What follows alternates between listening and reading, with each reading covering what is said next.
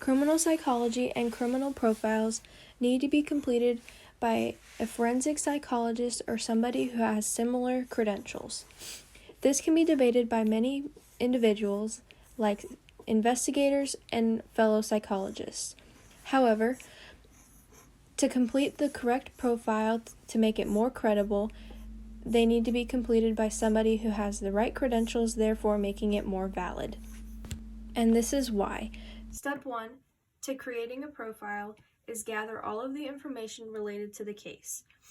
This includes crime scene photos, reviewing any interviews that were done with any suspects throughout the investigation, and anything else relevant to the case that profilers may need. Step 2 to creating a profile is listing everything that you have found in Step 1 in order of importance. This helps profilers determine which is most important when the crime was being committed and where to start when creating the profile. The third step is one of the most important steps.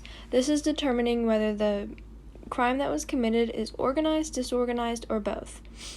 This helps psychologists and profilers dive deeper into the mind of the unknown offender so that they can try to determine any psychological factors like antisocial personality disorder or any other mind disorders. This can help narrow down the search to determining who the unknown offender actually is.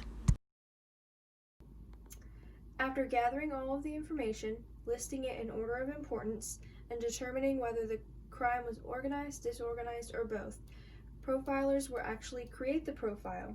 This includes psychological traits of the criminal, behavior, age, race, and even the location that they may live in.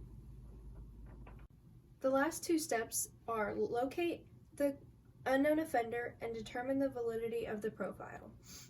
After presenting the profile to the investigators, they will go and use that profile to find whoever they believe is guilty of this crime. Then, once that person is in custody, they will compare the profile to the person's personality and everything listed within the profile to determine if that is valid enough to use for prosecution. Therefore, without criminal profilers, the gathering of information,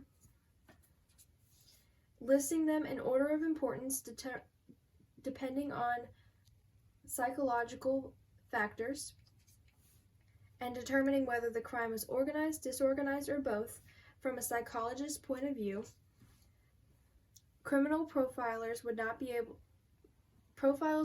able to be made without the use of criminal profilers and psychologists, rather than investigators just creating their own opinion and profiles.